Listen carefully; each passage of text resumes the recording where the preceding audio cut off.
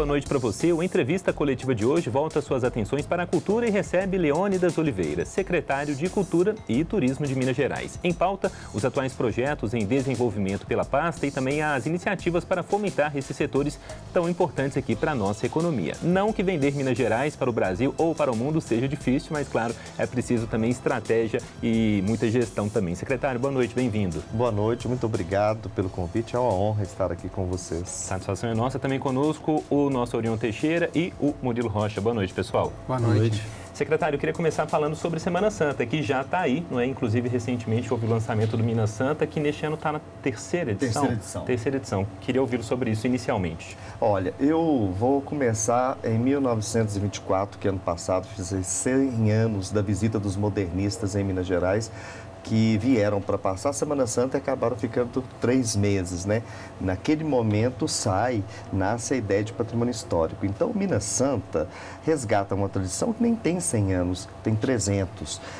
E uma tradição que se forja daquele período barroco, mas que também tem uma força enquanto patrimônio histórico do Brasil pelos modernistas e a proteção que há nos diversos municípios como um bem cultural. Então, transcende a religião na medida em que mostra a arte barroca e a arte que eu costumo chamar de um barroco estradeiro, que é aquele que está mais distante, como, por exemplo, o Triângulo Mineiro, ou que está no norte de Minas, um barroco periférico no sentido de uma compreensão mais popular do Barroco Central. Então, Minas Santa é justamente unir esses municípios com as diversas atrações, são mais de 700 atrações que remontam à nossa história, mas também que têm uma herança europeia extremamente forte. Secretário, essa tradição, né, de Minas Gerais, estado extremamente religioso e tal, sempre fez parte da Semana Santa desse calendário, mas muito para quem mora aqui, para quem tem família no interior. Como conseguir transformar isso numa atração turística para além de Ouro Preto, Sabará, Mariana, Diamantina? Como fazer isso realmente ganhar o interior do estado? Olha, aí a gente trabalha com essa dualidade que Minas Gerais tem muito clara. A arte, patrimônio histórico, 62% do patrimônio histórico do Brasil protegido está em Minas Gerais, e a natureza. Não necessariamente Minas, as pessoas vêm em Minas para a celebração, mas você tem a natureza exuberante, você tem uma Cordilheira dos Penhascos, você que atende um grupo muito grande de municípios, que ela nasce ali quase perto de Tiradentes e segue na Chapada Diamantina, na Bahia. E você tem nos territórios de Minas Gerais características muito diferentes. Minas possui 3 biomas. Então, essa diversificação do território de natureza acaba atraindo as pessoas para a natureza. E essa tradição que você fala, nossa, religiosa, católica, tricentenária, histórica, ela acontece na beleza das nossas procissões, encenações e as pessoas, obviamente, de Unai, que tem uma Semana Santa com mais de 130 atores, ou no sul de Minas Gerais, que nós temos o Monte das Oliveiras, que é uma cidade cênica só para a Semana Santa. Então, muitas vezes a gente imagina que está preso no barroco. Não. Existe uma disseminação da religião nos territórios, nos biomas e a natureza. Então, quem quer divertir, tem o esporte de aventura, ecoturismo. Quem quer celebrar, nós temos as celebrações e, é claro, no meio disso tudo tem a mesa, a cozinha mineira. Verdade, mas aproveitando, emendando aqui, os municípios estão realmente prontos para receber essas pessoas? Minas Gerais, porque assim, a gente vê a propaganda e tal, mas a gente aqui do estado, às vezes você vai numa cidade, a gente não vê nada, assim, não tem uma informação de nada. E até cidades próximas, eu falo que em Sabará, a igrejinha do Ó está lá, às vezes está fechada, não tem ninguém ali, você não tem uma placa explicando a história. Então, assim, há um preparo, há um investimento para preparar esses municípios? Há um investimento, por exemplo, de outubro até agora, nós já abrimos 40 mil vagas de curso de formação nas áreas do turismo. Sabará é um caso específico, porque ela ainda não havia se percebido como um lugar turístico. E eu acho impressionante porque ela é a mais próxima de Belo Horizonte, mas ela não se vê. Há uma eu avaliando isso com o prefeito Rodolfo, que foi, inclusive, agora nós lançamos o Descubra Sabará na Feira BTL Lisboa, de como é importante criar esse movimento de Sabará com essa arquitetura. Um teatro importante. Um teatro importantíssimo, igrejas, Nossa Senhora da Conceição. Talvez seja no estado de Minas Gerais a maior semelhança com o barroco português, através das suas arcadas, da sua forma, patrimônio histórico do Brasil. E não tem um hotel. Então, assim, você tem um trabalho muito complexo nos municípios todos, mas também um entendimento de que, às vezes, muitos prefeitos me dizem, eu quero desenvolver o turismo, mas, às vezes, não tem a sua vocação. Sabará tem a sua vocação. Então, o que a gente tem feito é, num diagnóstico e com muita pesquisa, observar aqueles municípios que estão preparados para receber ou que têm atrativos competitivos com outros estados. Porque a gente só viaja para aquilo que é novedoso. Senhor, diante da riqueza de Minas Gerais, surgem sempre projetos interessantes que às vezes não têm continuidade. Recentemente tivemos a Estrada Real. Sim. Não foi para frente.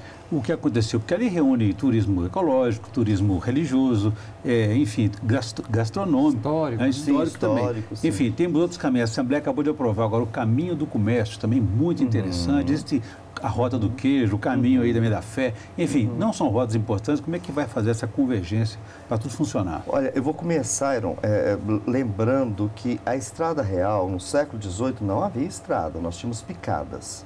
Então, ela é muito mais uma ideia do que um projeto estruturante de turismo. Eu, outro dia, dizendo até para o Instituto Estrada Real, falei assim, nós poderíamos fazer a ideia da estrada, mas as cidades reais, porque nós sabemos as cidades que são formadas na colônia ou no império.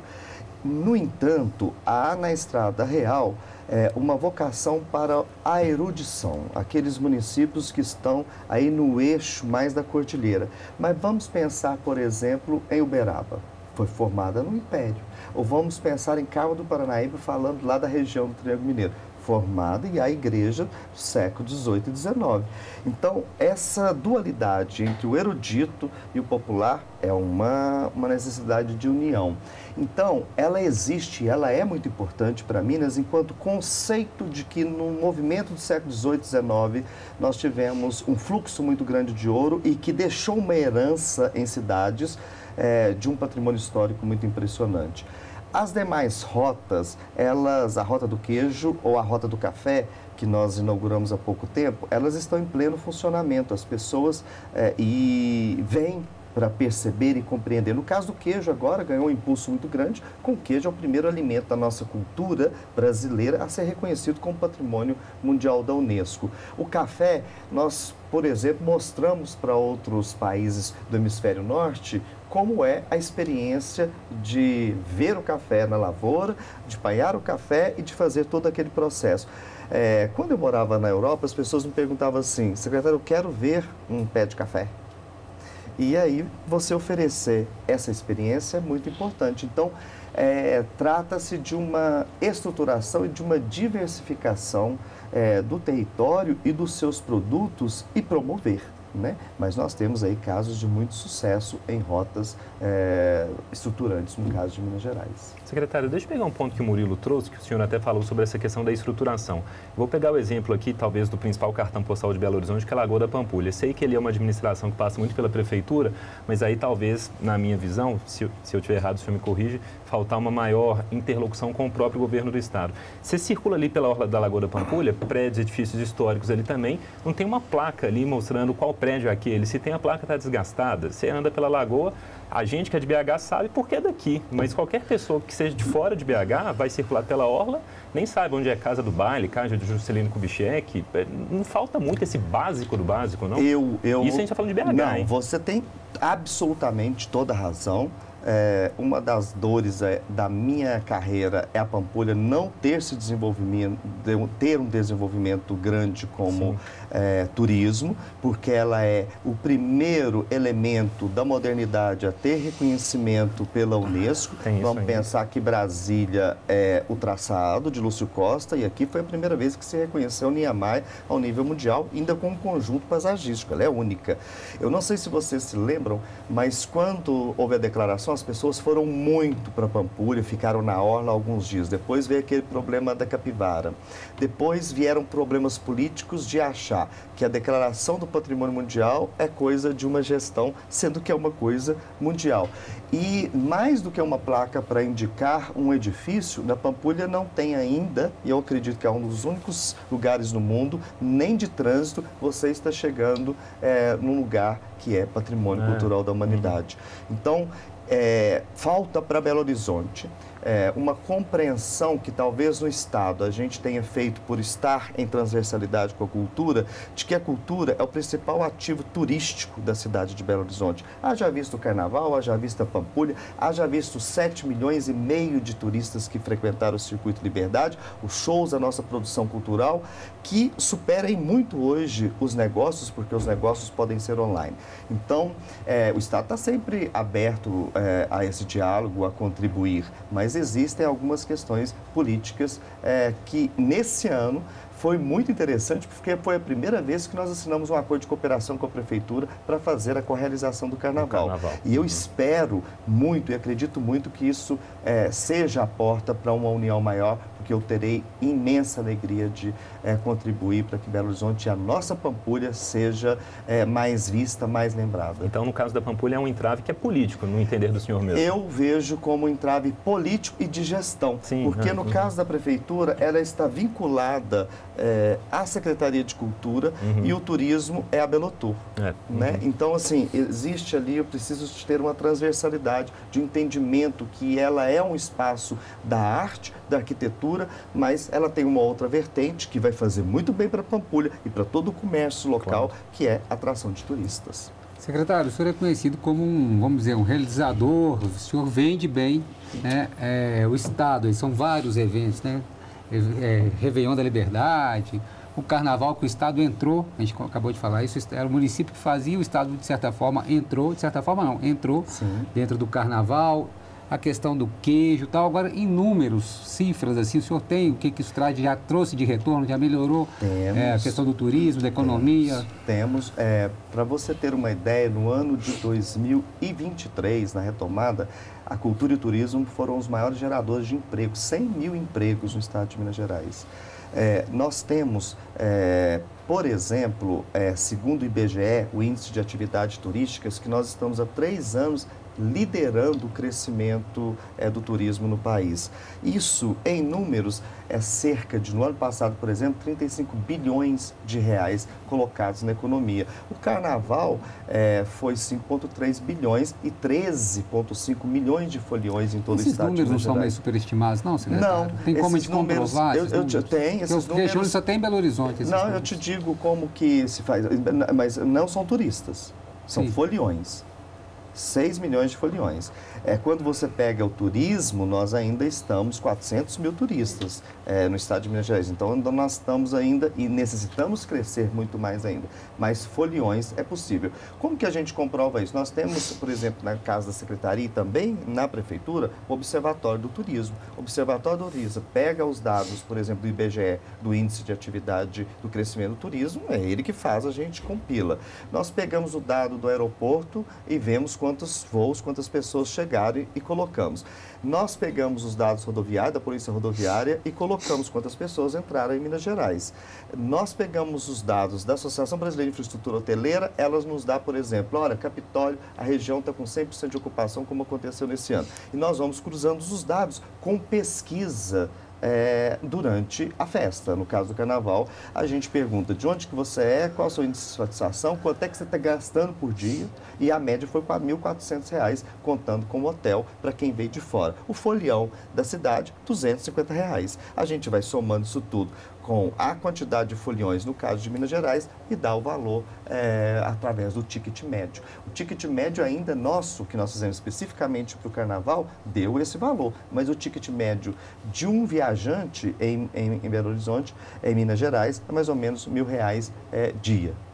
Murilo, você falou de Carnaval, a gente tem que reconhecer aqui que o secretário Leônidas foi um dos paz desse grande evento quando foi secretário da Prefeitura de Belo Horizonte, nessa briga entre Estado e Prefeitura sobre essa paternidade aí. Agora, você não acha que o Estado teve muito oportunismo nesse carnaval de BH, que é o carnaval que dá certo, e fez um convênio dessa vez, porque com Calil, o ex-prefeito, não dava para conversar. Sim. O atual prefeito já estabeleceu um nível de diálogo, mas o Estado entrou com a CEMIG via Lei Rouanet, Não, lei estadual. Estadual também, de incentivo, que a direita critica muito isso, mas não foi nenhum investimento.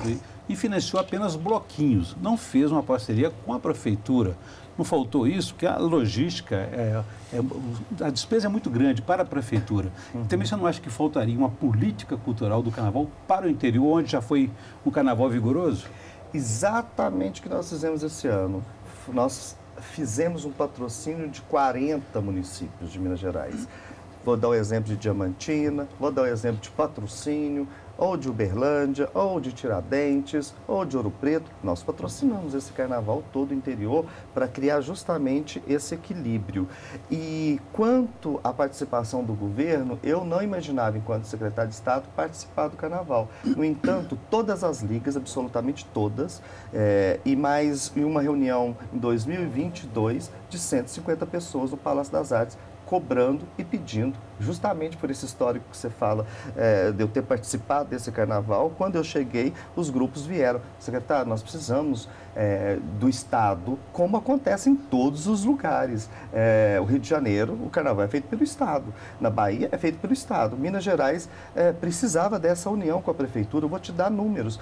A nossa lei de incentivo, via Ambev, patrocinou 3 milhões e 600, via CEMIG, 16 milhões para Belo Horizonte. Esse valor é muito maior do que a Prefeitura coloca. Então, a Prefeitura ficou com a infraestrutura, mesmo assim nós colocamos 30% mais banheiros, o Estado, no Carnaval de Belo Horizonte, para que tivesse mais equilíbrio. No ano passado, nós passamos 8 milhões. Esse ano, eu tinha e iria repassar 12 milhões para a Belotur, mas a Belotur não tinha tempo de execução devido a essas intempéries políticas. Aí nós acordamos que nós faríamos, por exemplo, as vias sonorizadas, uma estrutura que custou 10 milhões de reais na cidade de Belo Horizonte, não somente no fomento aos blocos. Isso tudo foi custeado pelo Estado de Minas Gerais, em parceria, em correalização com a Prefeitura de Belo Horizonte. Então, eu acho que nós chegamos num acordo muito bom entre o setor do Carnaval,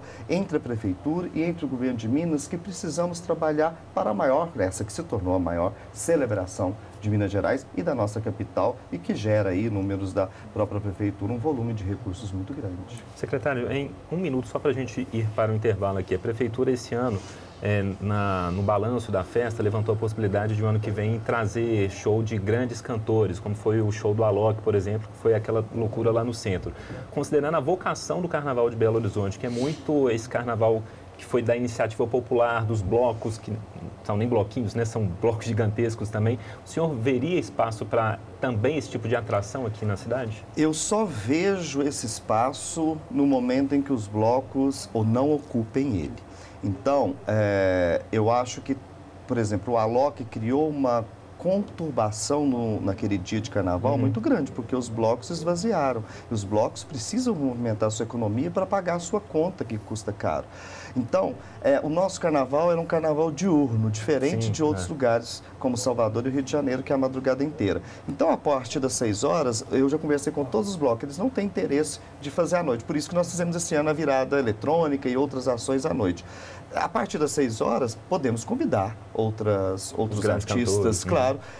Para mim está muito claro, é essa a engenharia que deveríamos fazer, e não a engenharia de colocar no meio do nosso carnaval. No meio da tarde, igual foi o Alok. Eu discordo. Aí eu discordo claramente. Tá certo. Bom, a entrevista coletiva está indo para o seu intervalo e volta já já.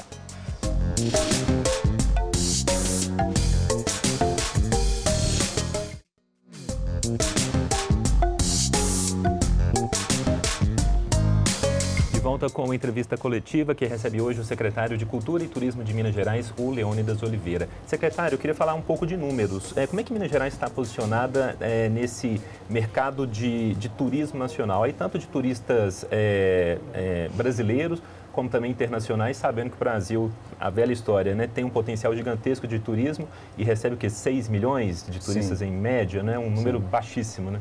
Primeiro eu vou começar pelos 6 milhões. Tá. Em 2004 foi lançado um programa do governo federal, o programa Aquarela. O programa Aquarela, ele está vigente até hoje e nesses anos ele não conseguiu sair de 6 milhões. Está nisso até hoje.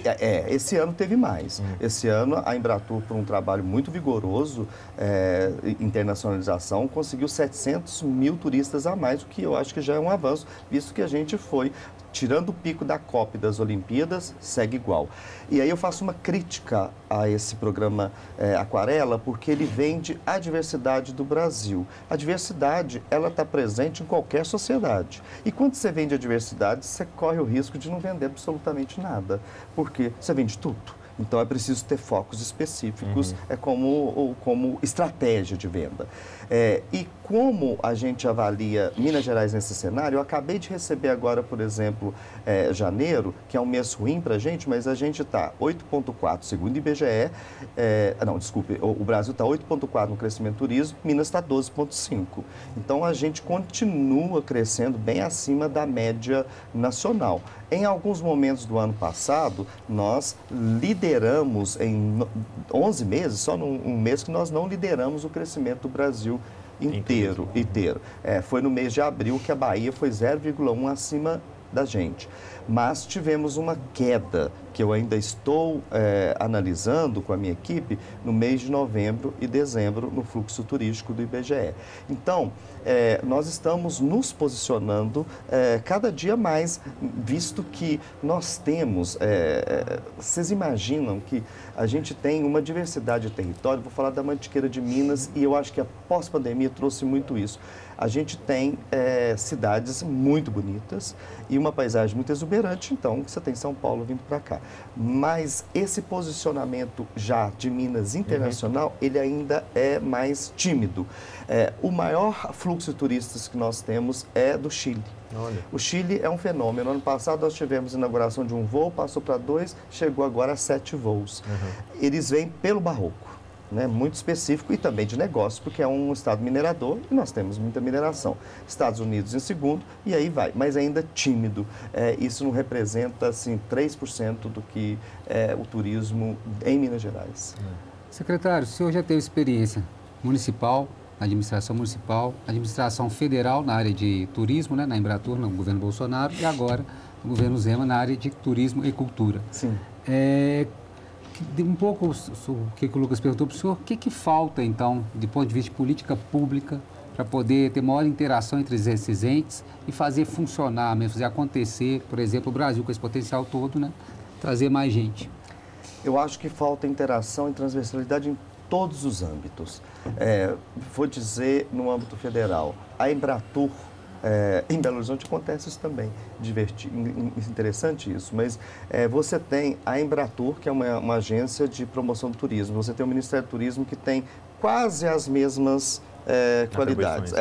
Mas, só que a agência trabalha internacionalmente e o Ministério nacionalmente. No entanto, há uma sobreposição e há sempre uma briga. Não sei se vocês observaram, mas todo o presidente da Embratur virou ministro. Então, há uma certa briga ali de sempre. Depois, quando você passa para uma relação Estado-Federal, nesse momento onde nós vivemos polarização, isso fica quase impossível. Apesar de termos a minha secretaria, nós temos uma relação muito boa com a Embratur, estivemos juntos agora na BTL e também com uma parceria com o Ministério da Cultura efetiva em gestão. Mas nós temos, claro está, e isso pensa numa dimensão do Brasil, tanto que isso é conflitante de determinados momentos. E claro, não querem aparecer, os entes, é uma questão política. Com relação aos municípios de Minas Gerais, nós temos mais aderência. O interior de Minas Gerais, ele ele se coloca, os lugares turísticos se colocam como vocacionados e querem trabalhar. Então, isso eu acho que é um dos grandes resultados. Para você ter uma ideia, na semana que vem, dia 26, nós teremos o 7º Encontro de Gestores, uma coisa que nós criamos justamente para que tenha união. Nós já temos 730 municípios confirmados e mais de 2.000 inscrições em cursos que a gente dá. E, nesse momento, a gente encontra e pactua as políticas públicas para Minas Gerais. E tivemos aí, por exemplo, o CMS, que vai de 0,1 para 0,5, salta de 15 para 75 milhões. A relação com a prefeitura, ela está cada dia mais próxima de um equilíbrio que eu fico muito feliz, porque o carnaval, repito, foi o início de que pode ser muito importante essa confluência de interesses em prol da economia, da criatividade, que eu costumo chamar. Mas ainda nós temos problemas, e não só aqui, a nível globais, obviamente, de polarizações de todos os tipos. Secretário, o que o Estado tem feito e tem orçamento próprio para recuperar o seu patrimônio cultural protegido, igrejas, obras de arte? Tem recurso para isso? Tem. Nós lançamos no mês de novembro um edital Restaura Minas de 14 milhões de reais. É muito pouco diante da imensidão que é o patrimônio, mas conseguimos restaurar começando a restaurar várias igrejas e casarões. Esse programa Restaura Minas vem desde 2022. No sábado agora, por exemplo, eu vou inaugurar do Restaura Minas de 2 milhões e 600, mas de um interior, uma igreja lindíssima que foi totalmente recuperada, desde a talha, a igreja, as paredes, até a sua roupagem interior do altar, em Conceição do Mato Dentro. Então, nós temos recurso de edital e nós temos anualmente, eu vou falar do ano passado, 175 milhões de reais que são transferidos aos municípios a partir do programa ICMS Cultural. O Instituto Patrimônio Histórico avalia os bens que são protegidos naqueles municípios, eles enviam a prestação de contas e falam que tem uma política, são vários critérios. E aí, aquele que protege mais o seu patrimônio tem um repasse maior de recursos. É isso que faz com que, por exemplo, quando você pega o mapa do Brasil de proteção, nós tenhamos 840 municípios que têm tombamento, e isso é disparado no mapa do Brasil. Nós somos o estado que tem uma política mais efetiva de recuperação do patrimônio histórico. E esse ano está previsto também edital do Restaura Minas. Além disso, nós temos uma diretriz do governo, que é a CEMIG, através da nossa lei de incentivo, mas eu ainda não tenho quantificar, porque isso começou no ano passado, porque o teto era 400 mil, nós passamos para 1,5 milhão para a restauração do patrimônio histórico via incentivo estadual. E, claro, tem a Lei Rouanet. A própria empresa Vale ou a empresa Gerdau investem, porque elas têm as suas empresas nos lugares onde tem muito patrimônio histórico, então elas investem através mais da lei federal nesse caso. Mas no caso, no âmbito do Estado, são esses os mecanismos. Agora, secretário, o governo Zema, quando no primeiro mandato, ele não era um governo muito amigo da cultura, né? Ele chegou, quando candidato, chegou a chamar a Filarmônica, lá o prédio de monstruosidade. O senhor acha que o senhor conseguiu mudar a mentalidade do governador, da equipe dele, do pessoal do Partido Novo, sobre a importância de cultura, de história? O senhor acha que o senhor conseguiu fazer esse trabalho? Eu acho e a cultura hoje tem, vamos dizer, tem percentual aí significativo dentro do orçamento, merece mais? Sempre merece mais. Do princípio da minha pasta sempre merece mais. No entanto, eu vejo esse amadurecimento, sim, muito claro. Quando eu cheguei, a gente estava ainda numa guerra muito grande, a cultura com o governo, e um entendimento de que a cultura é mais ideológica e confundindo com a arte. A gente precisa de pensar que a cultura é o modo da gente ver as coisas. Então, a cultura somos todos nós, a política é tudo isso que faz perto. A arte, ela é técnica. Quem toca um violão é uma técnica. Quando toca um piano é uma técnica. Toda a arte da pintura, a coisa é técnica. Então, e que isso gera emprego e renda. Isso acho que foi o maior entendimento e eu consegui, acredito, convencer o governador Romeu Zema através de provando por números que investir em cultura significa investir. E eu nem vou entrar nas questões sensoriais de coração e de entendimento da vida, da transcendência que a arte traz, que é subjetivo, mas ela traz, todos nós sabemos. Mas o entendimento econômico, eu acho que o governo entendeu que não tem crescimento do turismo sem a cultura, porque o principal produto é a cultura. A nossa gastronomia e a cozinha, o patrimônio histórico são importantes. Então, eu acho que isso hoje está consolidado dentro do governo. Eu acho que foi uma contribuição que eu particularmente, a minha equipe, todos nós e o próprio governo, refletindo juntos da importância de valorizar a cultura. Só para retomar um ponto que o senhor comentou, o senhor falou da Lei Rouanet, e a Lei Rouanet é hoje muito demonizada, sobretudo pela direita, vou colocar aqui a extrema-direita. Eu queria que o senhor explicasse, até para quem está nos assistindo, a importância dela mesmo. Olha, eu vejo, é a mesma questão da ideologia. Existem políticas que são feitas no Brasil e em outros países também, que elas são transferência de recursos e geram determinados grupos militantes que começam um ódio de uma militância cultural partidária, que vira uma guerra com o governo e o governo pega nisso daí para criar questões de demonização de toda a classe artística, o que definitivamente não existe. A Lei Rouanet é um mecanismo dos melhores e mais efetivos da promoção da arte. Estudos do Banco Itaú, da Fundação Itaú ou da Fundação Getúlio Vargas, vou dar o exemplo de janeiro a janeiro, que foi gerido, do Rio de Janeiro, que foi gerido pela Lei Rouanet. Cada R$1, 13 investido. Então é preciso de entender que a geração de emprego e de renda, e se a gente quer dizer, por exemplo, a direita que são governos liberais e que pensam no crescimento econômico, pois vamos tirar a cultura, então o que vai acontecer?